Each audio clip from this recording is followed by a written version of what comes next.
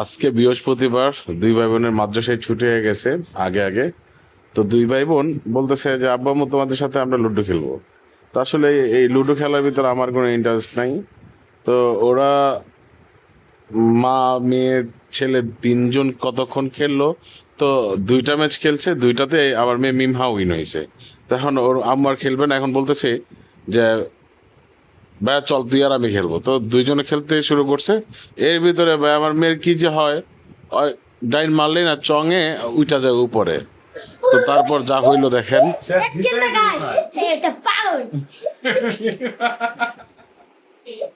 আচ্ছা আরেকটা হ্যাঁ ফারদিন আরেকটা।